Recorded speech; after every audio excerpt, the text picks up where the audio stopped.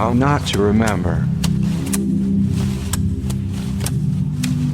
Bales per acre per hand. Intended amnesia. What property gets a memorial? What if the soil could speak? This is the third piece in a series on the Plantationocene, an alternate name for the epoch often called the Anthropocene. The Plantationocene series aims to create a conversation about multiple forms of plantations, both past and present, as well as the ways the plantation logics organize modern economies, environments, and social relations. Hauntings. There's something eerie about the fallow fields and subdivisions of Sandy Spring, a town of 6,000 residents just north of Washington, D.C., in Montgomery County, Maryland. Driving around the town, doing research for a site-specific piece to be installed on the grounds of the Sandy Spring Museum as part of the exhibition Land Use, Abuse, and Reuse, my collaborator and I found ourselves at Woodlawn Manor, an old plantation that Montgomery County has turned into a park. The grounds hold a large house, often rented out for weddings, a stone barn, an equestrian center, a few historical plaques, and a commemorative Underground Railroad experience trail. Walking around, we were both struck by the way slavery was remembered in the space. It barely got a paragraph on the main plaque, which proclaims that the farm was the envy of Montgomery County farmers and the pride of its owners, before noting that the farm still saw its share of struggles.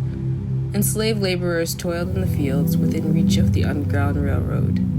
Slavery was framed as an unfortunate afterthought, while the Underground Railroad Trail, the linear path to freedom, and the heroism of white Quakers were emphasized. This narrative struck us as a violent misremembering, a type of amnesia that refused to acknowledge the actual history and impact of enslavement beyond its being a struggle, all while emphasizing the forward-progressing path to freedom. While the Underground Railroad was active in Sandy Spring, the official Montgomery County Underground Railroad Experience Trail is based on the research of a white 14-year-old boy as a part of a Boy Scout project. Quickly, the eeriness of the landscape made sense. Its suburban pastoral appearance was marked by the violence of the past. Haunted. That's what happens when the past gets half buried. In Sandy Spring and the rest of the United States as well, the challenge is not just to accurately remember the violent history of enslavement, but also to reckon with the fact that racialized violence and expropriation persist in the present.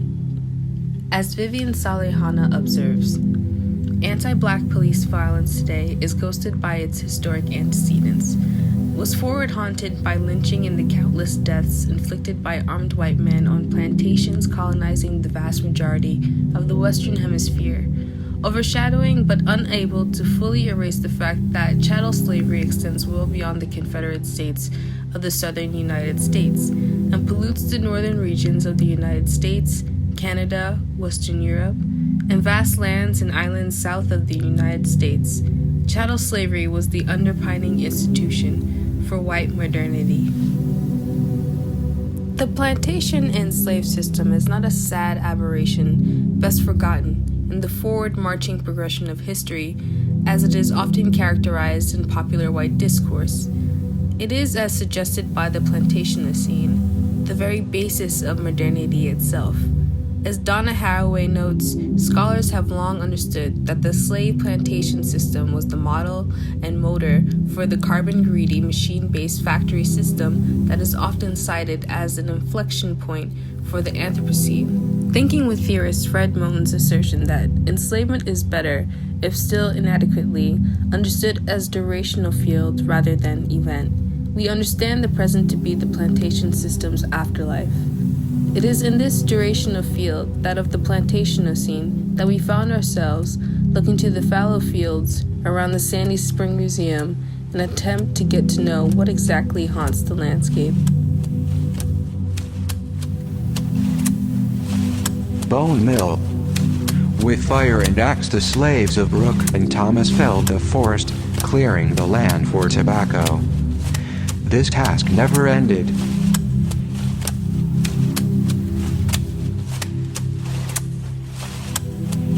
The planters observed with dismay the speed at which the ravenous plants exhausted the Piedmont soil.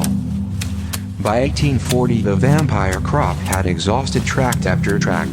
Large, desolate areas grow only scrub pine because the owners planted tobacco until the soil rebelled and abandoned it. Fieldwork, core sample. The Sandy Spring Museum, set between fields and large, widely spaced homes, just 2 miles from the park at Woodlawn Manor, is home to a local history archive, library, and permanent exhibit meant to illustrate for visitors the rich local history of the place.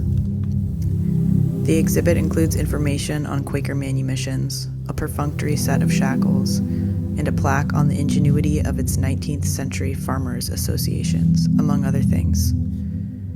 Curious about the particular history of the land the museum sits on, we undertook a core sample of the grounds, digging in the museum archives, and unearthed an otherwise elided story about the entanglement of social and the soil in post-revolutionary Sandy Spring.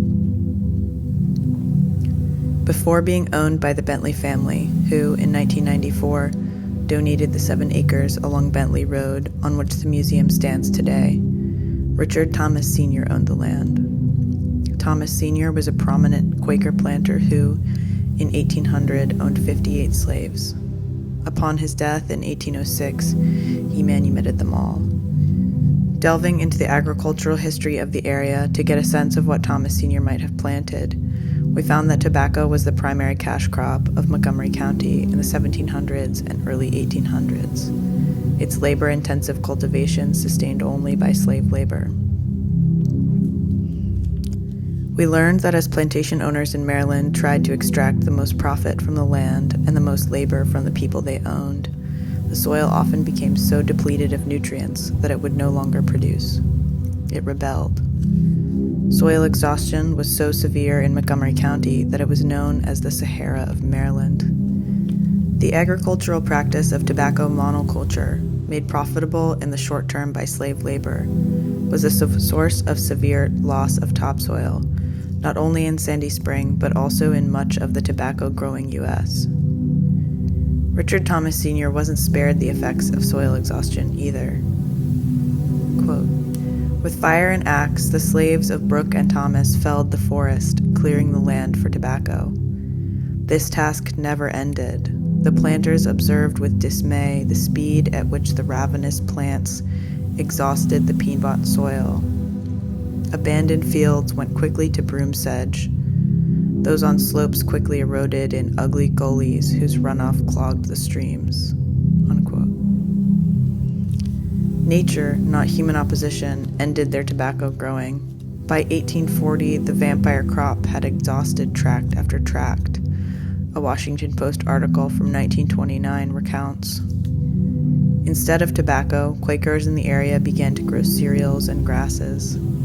Seeking increasingly drastic means to rehabilitate the land, they were first in the county to use imported Peruvian bat guano as fertilizer. The region turned to growing cereals like wheat because the soil could no longer support tobacco, and, as a result, the need for year-round labor decreased. Soil exhaustion due to tobacco monoculture had a direct impact on manumissions on Maryland's eastern shore. The Sandy Spring Museum frames Quaker manumission as a deed of conscience, while historian Max Grivno argues that in Maryland, religion may have chipped away at slavery's foundations, but the heavy blows that gave the House of Bondage a decided lean came from other, more earthly directions. Whatever misgivings Marylanders harbored about slavery's economic benefits and morality paled in comparison to the workaday problem of managing bondsmen and women in an economy built on diversified agriculture. Soil exhaustion didn't just shape social relations in post-revolutionary Maryland. It also posed a crisis for most of the tobacco-growing U.S. Southeast. In fact, soil nutrient depletion caused by global industrial monoculture poses a crisis for the present as well. A UN official suggested that At current rates of soil degradation, the world has 60 years of productive land left. Generating 3 centimeters of topsoil takes 1,000 years, and if current rates of degradation continue, all of the world's topsoil could be gone within 60 years.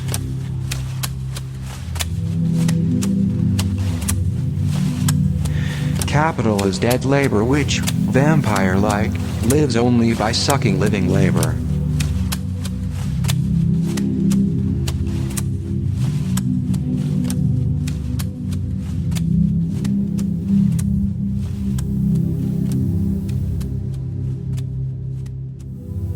Soil memory. It takes 1,000 years to regenerate 3 centimeters of topsoil. At a Maryland correctional facility in Jessup, 30 miles from Sandy Spring, women are still shackled during childbirth. While Maryland adopted an anti-shackling bill in 2014, advocates say this policy is not always enforced. These violences are not unrelated. Slavery and its afterlives persist in the present, alongside the ecological devastation wrought by the very same systems for which chattel slavery was a driving force. The persistence of soil exhaustion, as a result of the plantation model, is a material corollary to the continued devastation of slavery and its shape-shifted afterlives. To live in the afterlife of slavery is to be a time traveler, so long as one knows that the soil holds memory. The soil holds memory of the Middle Passage. It holds memory of labor and premature Black death. The extreme violence dealt to Black bodies is recorded on the earth. To live in the afterlife of slavery is to be a time traveler, so long as one knows that the soil holds memory. The relation between past and present, as explained by Saidiya Hartman, is critical to understanding why the plantation matters today. Black lives are still imperiled and devalued by a racial calculus and a political arithmetic that were entrenched centuries ago. Models of linear time and narratives of progress create a false distance between the present and the past.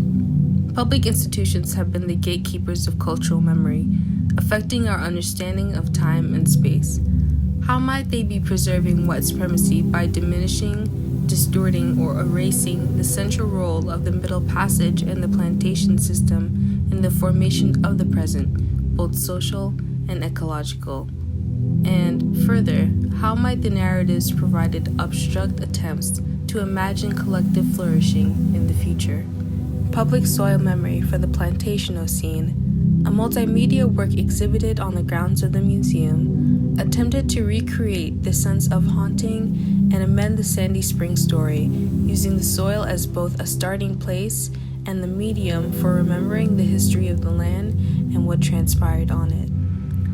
Ceramic stele, modeled after a stone property marker found on site, made of local clay and etched with photos and documents from the Sandy Spring Museum archives, emerged from the ground, audio emanating from each, designed to layer past and present. The sound of cutting tobacco and snippets of text from the archives recede in and out of the existent suburban soundscape. Alexis Shotwell articulates that the feeling of wanting to be people unmoored from history, of endorsing the pretense that we have nothing to do with the past, that constitutes our material conditions and our most intimate subjectivities, is a feeling that defines white culture. Remembering the past has consequences for the present and future.